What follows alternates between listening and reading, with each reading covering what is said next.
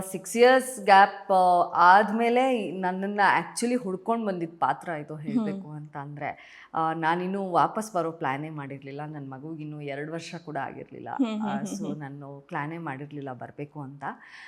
ಒಂದು ಆಡಿಷನ್ ಇದೆ, ಬನ್ನಿ ಬನ್ನಿ ಬನ್ನಿ ಅಂತ ಅಂದ್ಬಿಟ್ಟು ನಾನು ಆಡಿಷನ್ಗೆ ಮತ್ತೆಲ್ಲಿ ನನ್ನ ತೊಗೊಳ್ತಾರೆ ಬಿಡು, ಬೇಡ, ಅದು ಅಮ್ಮನ ಪಾತ್ರ ಮಾಡಬೇಕು, ಸುಮ್ಮನೆ ಇಷ್ಟೊಂದು ಫೋರ್ಸ್ ಮಾಡ್ತಾರಲ್ಲ, ಎಷ್ಟೋ ಯಾರಾದರೂ ಸಿಗ್ತಾರೆ ಫ್ರೆಂಡ್ಸು ಮಾತಾಡಿಸ್ಕೊಂಡು ಹಾಗೆ ಆಡಿಷನ್ ಕೊಟ್ಟು ಬರೋಣ ಅಂತ ಬಂದೆ. ಆಡಿಷನ್ ಕೊಟ್ಟೆ. ಆಡಿಷನ್ ಕೊಟ್ಟ ಮೇಲಿಂದ ಸಾಕಷ್ಟು ದಿನ ನನಗೇನು ಕಾಲ್ ಬಂದಿಲ್ಲ ಆ್ಯಕ್ಚುಲಿ. ಆಮೇಲೆ ನಾನು ತಲೆ ಕೆಡ್ಸ್ಕೊಳಕ್ಕೂ ಹೋಗಿಲ್ಲ, ಯಾಕಂದರೆ ನಾನು ವಾಪಸ್ ಬರೋ ಒಂದು ಇದರಲ್ಲೇ ಇಲ್ವಲ್ಲ. ಸೊ ಹಾಗಾಗಿ ಒಂದು ದಿವಸ ಬಂತು ಕಾಲು, ಮೇಡಮ್ ಈ ಥರ ಆ ಪಾತ್ರಕ್ಕೆ ನಿಮ್ಮನ್ನು ಸೆಲೆಕ್ಟ್ ಮಾಡಿದ್ದಾರೆ ಚಾನಲ್ಲು ಅಂತ.